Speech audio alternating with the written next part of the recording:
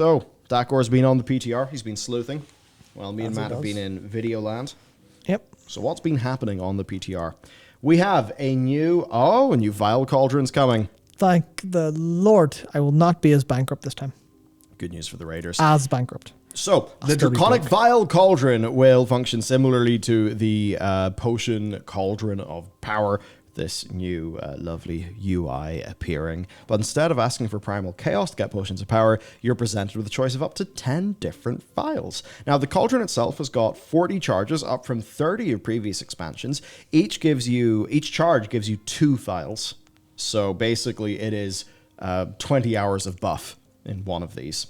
But it only lasts for 3 minutes when it's placed on the ground, down from 10 previously, which is randomly a downgrade for no good reason. But overall then, this is really good, but they are conjured items, so if you log off, they will disappear, right? Much like your conjured mage cookies and things like that.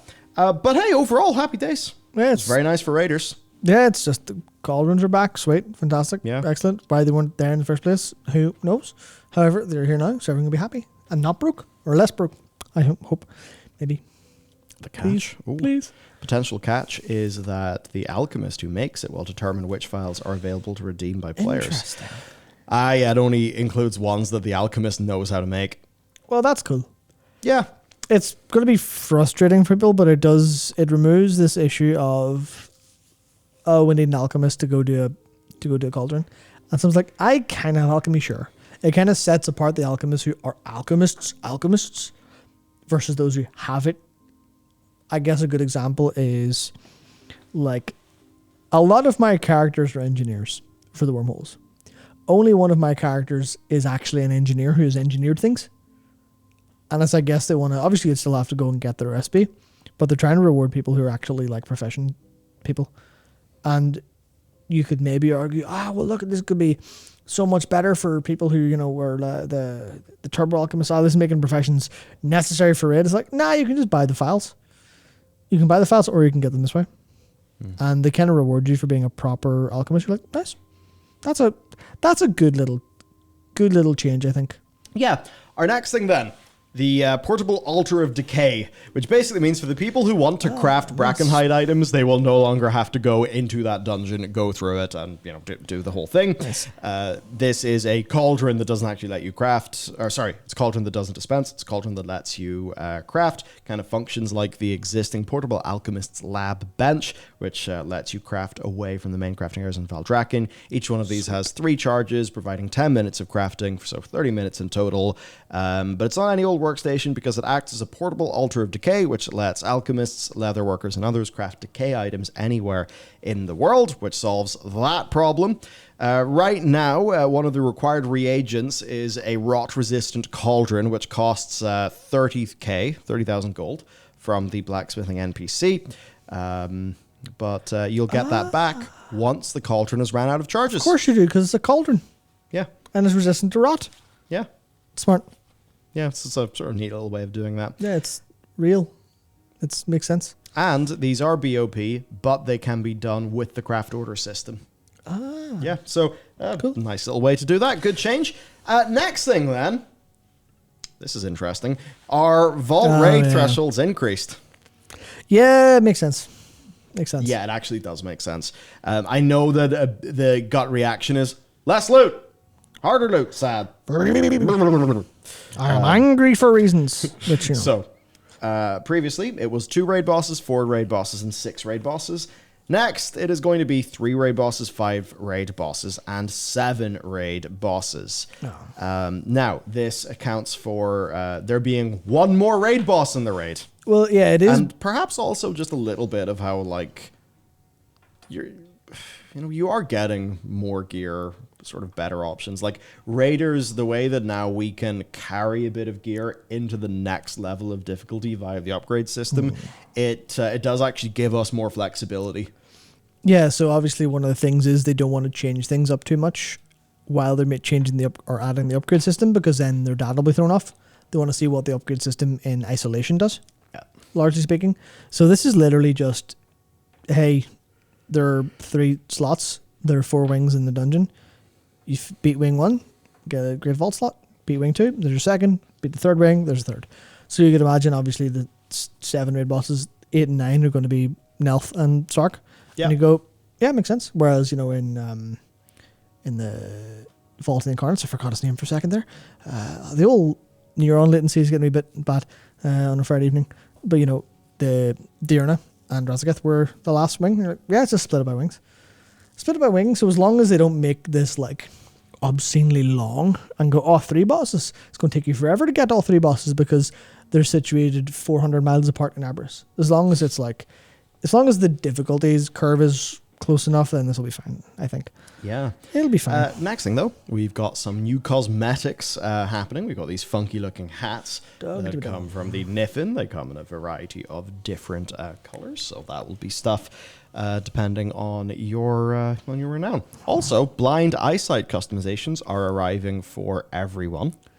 Yeah, that's very nice. I don't think everybody had that. No. So, like, if you want, you would hope that, like, you know, if maybe your character's backstory, like, you like the idea they're, you know, maybe blind in one eye, maybe, you know, give them like a big scar or something if you want, like, sort of like grizzle thing, or you just, like, you want a blind character, you now have that option. So that's all pretty good.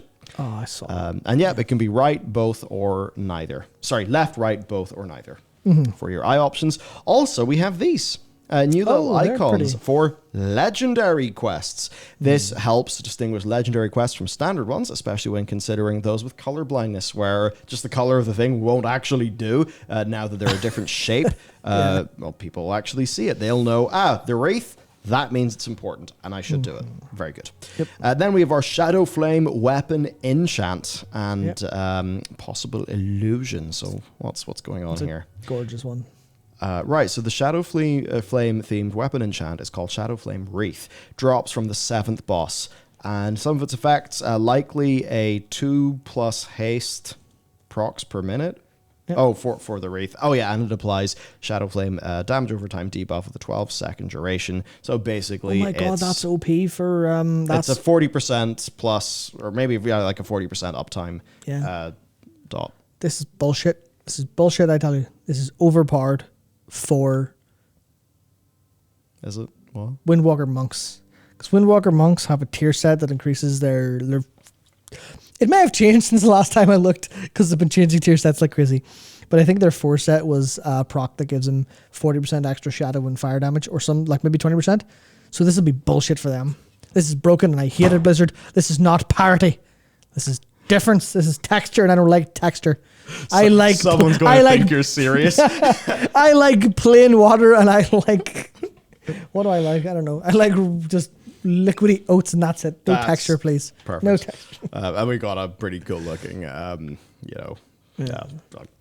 my god, words in chat for it too.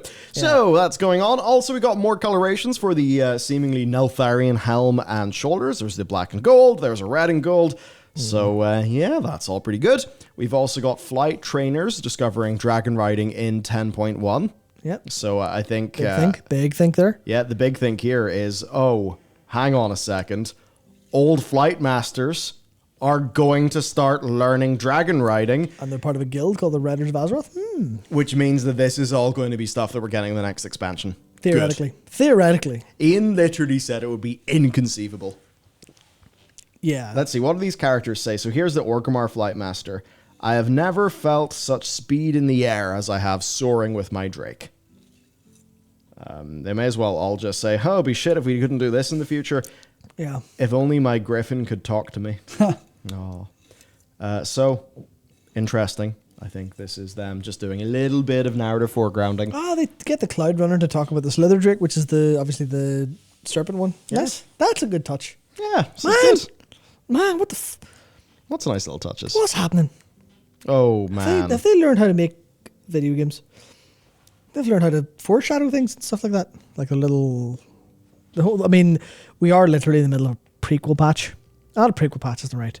It is real. What's the term? Yeah, prequel.